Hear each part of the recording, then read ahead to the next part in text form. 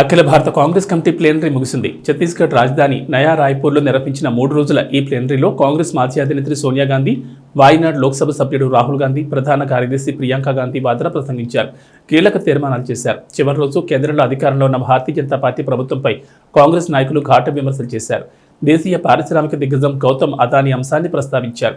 Adani group of కంపెనీలు 10 లక్షల కోట్ల రూపాయల మేర ఆర్థిక మోసాలకు పాల్పడినట్లు హిండెన్బర్గ్ రీసెర్చ్ ఇచ్చిన నివేదికపై ప్రధానమంత్రి నరేంద్ర మోడీ సమాధానం చెప్పాల్సి ఉంటుందని డిమాండ్ చేశారు. చైనాలో అనుసరిస్తున్న విధానాలపైన రాహుల్ గాంధీ విరుచుకుపడ్డారు. మహాత్మా గాంధీ సత్యాగ్రహం గురించి మాట్లాడితే ఆర్ఎస్ఎస్, బీజేపీ సత్తా గురించి మాట్లాడుతోందని విమర్శించారు. ఖార్గేజీ, सोनिया गांधी जी, भूपेश बघेल जी, केसी वेणुगोपाल जी,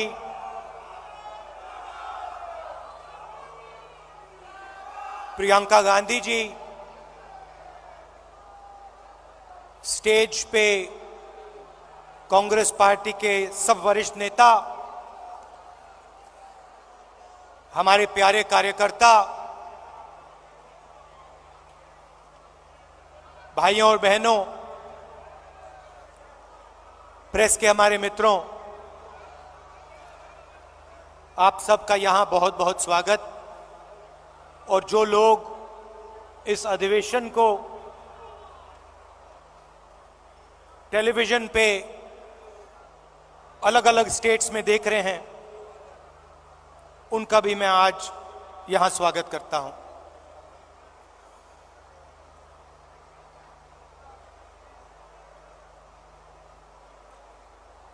चार महीने कन्याकुमारी से श्रीनगर तक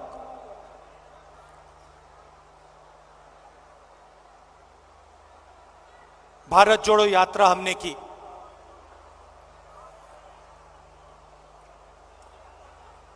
वीडियो में आपने मेरा चेहरा देखा, मगर हमारे साथ लाखों लोग चले थे। हर स्टेट में चले, बारिश में, गर्मी में, बर्फ में, एक साथ हम सब चले।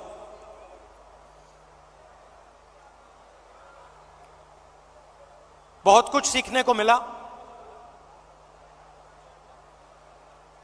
अभी जब मैं वीडियो देख रहा था, मुझे बातें याद आ रही थी।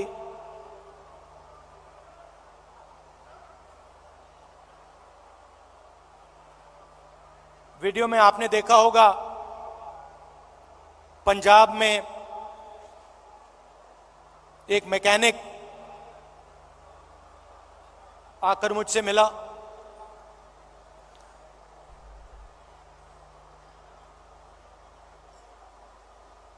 मैंने उसके हाथ पकड़े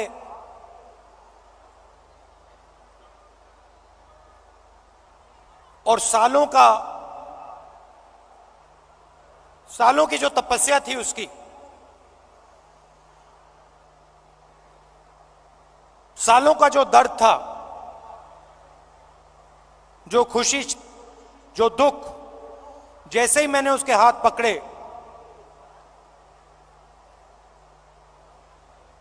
हाथों से मैंने बात पहचानी।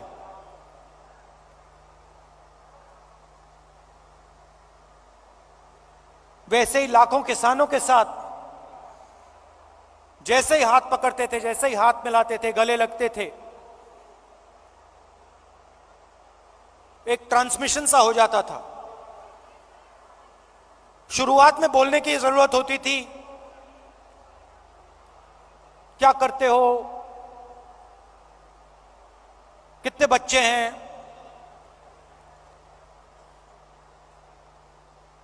क्या मुश्किलें हैं।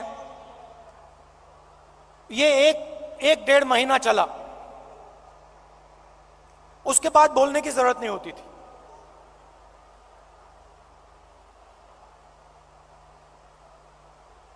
जैसे ही हाथ पकड़ा,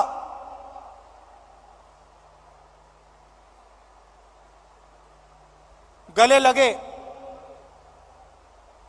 सन्नाटे में एक शब्द नहीं बोला जाता था, मगर जो उनका दर्द था, जो उनकी मेहनत थी, एक सेकंड में मुझे समझ आ जाती थी। और जो मैं उनसे कहना चाहता था, बिना कुछ बोले वो समझ जाते थे। अभी मैंने देखा, आपने वो बोट रेस देखी होगी केरल में।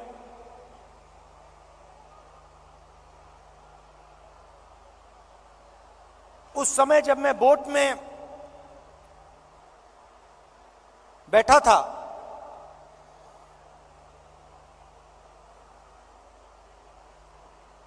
पूरी टीम के साथ मैं रोइंग कर रहा था, मेरे पैर में भयंकर दर्द था।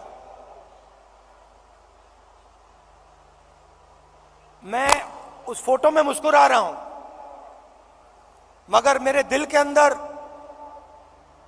रोना आ रहा था, इतना दर्द था।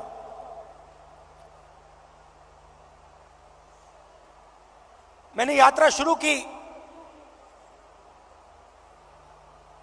काफी फिट आदमी हूं, 10-12 किलोमीटर ऐसे ही दौड़ लेता हूं। घमंड था, मैंने सोचा था 10-12 किलोमीटर चल लेता हूं तो 20-25 किलोमीटर चलने में क्या बड़ी बात। मेरी माइंड में यह था। पुरानी इंजरी थी, कॉलेज में चोट लगी थी फुटबॉल खेलते हुए, मुझे याद है। मैं दौड़ रहा था, मेरे दोस्त ने पीछे से अड़ंगी मार दी और घुटने में चोट लगी।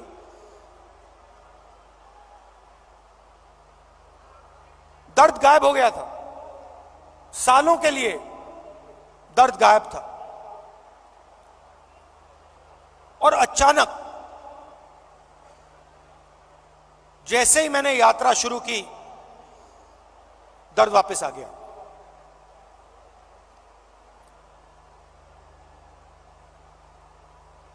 आप मेरे परिवार हो तो मैं कह सकता हूं आपसे, सुबह उठता था, सोचता था कैसे चला जाए, और फिर उसके बाद सोचता था कि भाई 25 किलोमीटर नहीं, 3,500 चलने, केरला की बात है, 3,500 किलोमीटर चलने हैं, कैसे चलूंगा।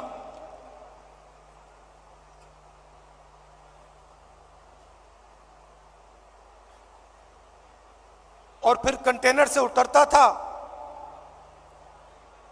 चलना शुरू करता था, लोगों से मिलता। तो पिछले पहले 10-15 दिन में, जिसको आप अहंकार कह सकते हो, घमंड कह सकते हो, वो सारा गायब हो गया।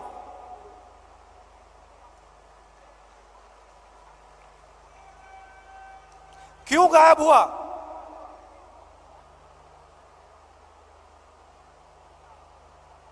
क्योंकि भारत माता ने मुझे मैसेज दिया, देखो तुम अगर निकले हो, अगर कन्याकुमारी से कश्मीर चलने निकले हो, तो अपने दिल से अहंकार मिटाओ, घमंड मिटाओ, नहीं तो मत चलो। और मुझे ये बात सुननी पड़ी।